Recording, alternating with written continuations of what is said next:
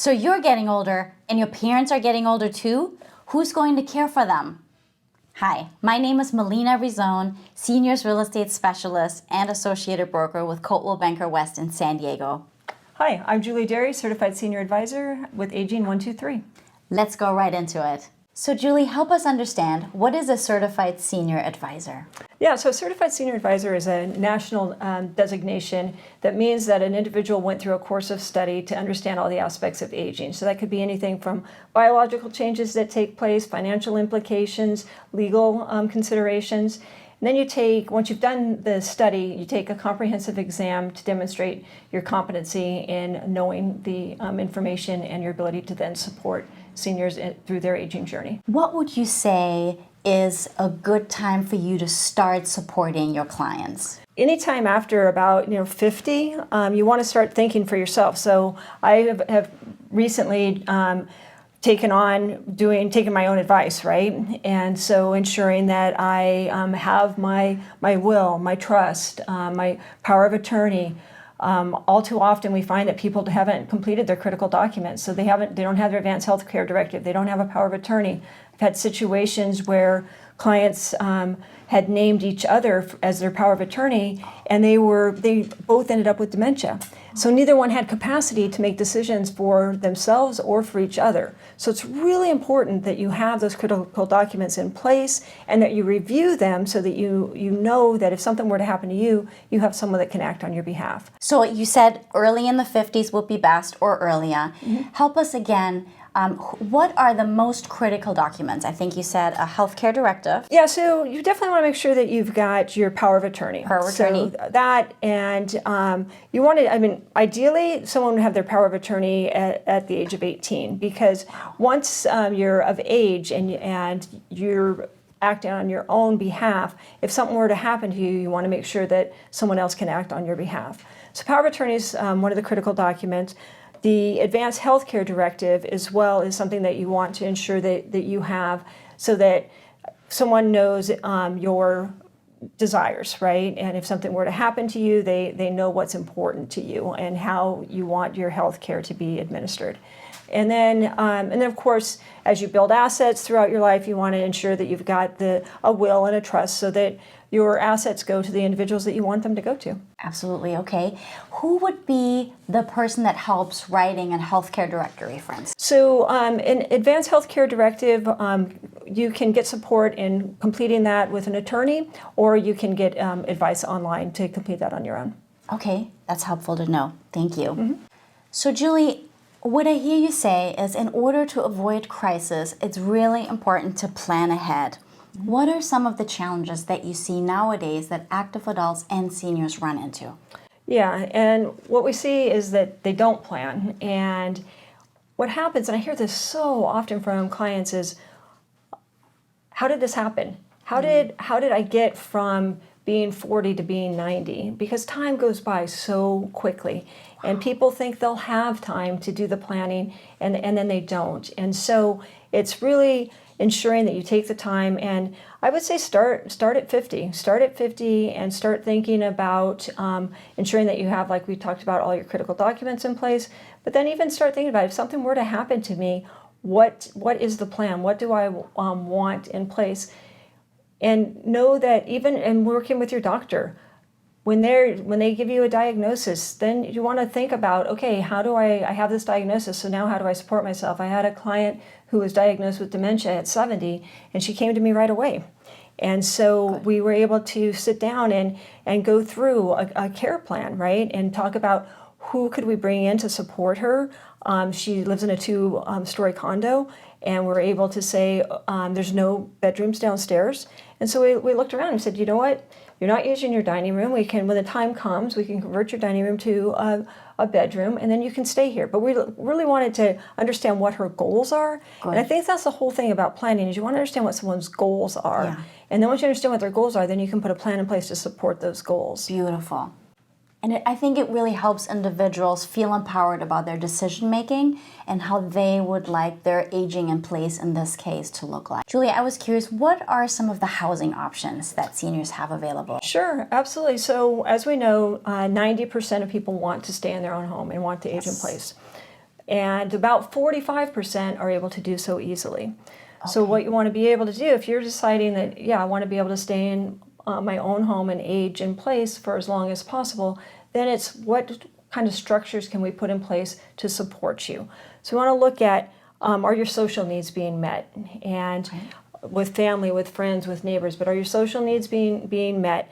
Are your housekeeping, your house maintenance, are you able to maintain your home? All too often we see where older adults, their home, they're not able to maintain the home, and it becomes an unsafe living condition. So housekeeping, house maintenance. Then meals, are you getting your nutritional needs met? There are services where they can bring food to you, but you want to make sure that your needs are being met. I've gone into homes and I've asked clients, are they eating well? And they tell me yes, and then I go into the kitchen and I see that all they have is boxed food. They don't have any fresh fruits or vegetables, any protein, because they only go to the grocery store once every month when someone can get them there. So you want to make sure the nutritional needs are being met. And then you want to start looking at, do you need any support with your activities of daily living? Are you able to shower on your own? Do we need someone to come in and help you with showers a couple times a week? And then medication management. Are you taking medication? Are you taking the right medication at the right time? So those are the things that we want to be looking at. So starting with aging in place, all of those things apply. But then if you decide that you'd like to move into, say, independent living, then you get your meals provided for you, you get your housekeeping provided for you, a light bulb goes out and they'll change it for you. So some of the support is put in place in that independent living. As your support needs go up, now you need support taking a shower or getting dressed. Then that's the time for assisted living. Once you get into assisted living, they can support your medication management, and assisted living communities and assisted living residential care homes can see you through hospice. They can see you through end of life. In addition to assisted living, if you were to get a memory care diagnosis or a dementia diagnosis, you would then go into memory care, which has all of the services as assisted living, but it also addresses the unique needs of someone with dementia, specifically around cueing them as reminders of it's time to eat or it's time to shower. And again, they can see the individual through to end of life. This is amazing, Julie. I really get an understanding about the different phases and stages that an individual can go through. So you said 45% of individuals would prefer to age in place, right? Actually, 90% prefer to age in place. Okay. 45% are able to do so easily. Got it. Okay. And some of the services that we will bring on to support individuals to age in place are in-home care services, right? Go ahead. Yeah. Absolutely. Yeah. So there are a number of things that can be done to support you in aging in place. Like I said, you want to make sure your social needs are being met. There's also what you can do at home, right? You could be confined to your home and still engage in some sort of social activity. There's church services that you can do online, right? There's classes that you can take online. So there's a number of things that you can do to still get that social engagement. FaceTime, right? People so they can still connect with their friends and family. So you want to make sure that your social needs are being met, and then also you want to, as far as services you can bring in meals. There are things that you can do to your home, right? You can put an elevator in your home. If you have a 2-story and you've lost mobility, you can put an elevator in your home. You can put ramps in your home. You can put rails in your home to help you navigate. So there are a number of things that you can do to support your ability to age in your own home. Oftentimes when I come in the picture, people have tried already, the various options to have in-home aging be the best option. And then sometimes, unfortunately, there is a higher level of care needed at times. And that next step then would be either independent living or assisted living, skilled nursing, and so forth. So I really do understand sort of the progression. How do people afford the care they need as they age? Yeah. So the first thing I tell people in terms of being able to afford it, take care of yourself now. Good, right? Perfect. I love that. Right? Yes. Because, good exercise. And how do we do that, right? Yeah. Good exercise. Yeah, I mean, it's things nutrition. We know: sleep, nutrition, exercise, right? Limit your stress. So all the things that we know.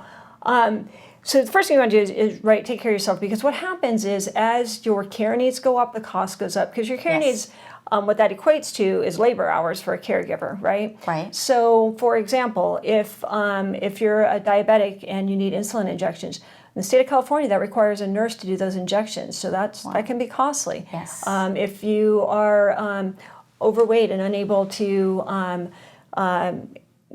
get yourself in and out of bed, and you need like a Hoyer lift, or you need 2 people, then that's going to be more expensive. So taking care of yourself first and foremost is the most important. One thing to note is that as you progress, you can be aging in place and have in-home care. But the one thing you want to look at is in-home care right now in San Diego County is $35 an hour. So that adds up pretty quickly. Yes. And so there's a point where the cost of in-home care versus the cost of moving into assisted living, it's about, depending upon where you are in the county, about 8 hours or so a day. It's actually more cost effective to then go into assisted living where you're getting 24-hour care. Is that what you do, where you help individuals look at the different options Absolutely. and see also what they can afford? So that's also what a certified senior advisor will do and what you support your clients with? Absolutely. That's yeah, good to know. Yeah, Super good to know. Yeah, because what you want to look at is, much like real estate, there is zip code matters, right? So it's going to cost more for assisted living, say in La Jolla, than it's going to cost for assisted living in Chula Vista. Got it. So when we meet with a client, first and foremost, the most important thing is what are their care needs. Mm-hmm. And once we understand what their care needs are, then we can, from there, we want to know what's their budget and what's their geographic preference. Got it. There are about 600 options in the county, and with that information, we can narrow it down to the 3 or 4 that we think are the absolute best fit for the individual, because that's what we're responsible for, is finding the best option for you. Now, a lot of families that call me at times have their loved one and aging parent in San Diego and live miles and miles away, possibly in a different state. Yep. These are calls I get often. Mm-hmm. How would you say you help best the families that are trying to support someone aging and they're very far away? Yeah. So just last night, I got a text from my brother. I got a text from my brother who's up in Olympia, Washington, and he says, "Can you support a family in Portland?" Okay. And I said, "Yeah, absolutely." And as a certified senior advisor, I'm part of a national network. That's what I just wanted to ask you. Okay, super. Yeah. So I'm able to reach out to someone in Portland. I've actually done quite a bit of work in Portland, so I already have a relationship with a certified senior advisor up there. Wonderful. So I'm able to reach out to him, say, here's the situation, here's what they're looking for, and then make that introduction from him to the family in Portland. So Julie, earlier we talked about how an individual can stay in place, age in their home, and how to afford it, the different modifications that need to be done inside the home. You gave a great example for that. Next, I'd love to ask you, how do individuals afford to go to the next step, independent living, assisted living, or nursing care? Yeah. So in San Diego County, the average is $5,500 a month. So $5,500 a month per person for assisted living. If your care needs are higher, that cost is going to be higher.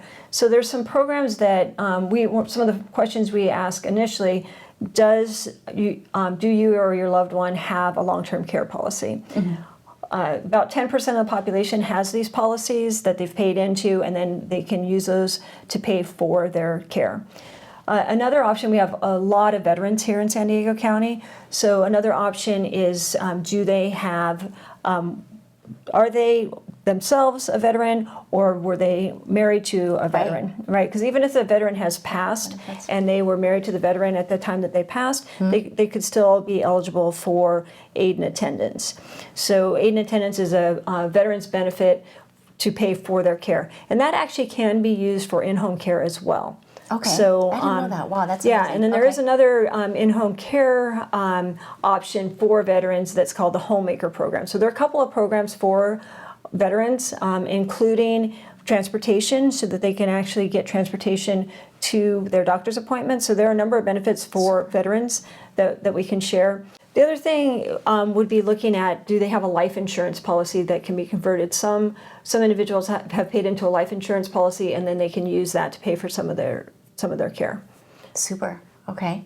And then more recently, I did have the opportunity through an introduction that you made to talk to a developer who is actually working with older adults in looking at their property and seeing if there's any value in their property. Could they put a accessory dwelling unit on their property, maybe convert their garage to a granny flat, and then allow for some more income. Oftentimes we see families that it's a husband and wife, and one of the two, let's say the husband needs care and needs to move into assisted living, or all too often needs memory care. And the problem that the spouse has, or the wife has, is that she still needs to live, right? She needs a place to live and she needs income.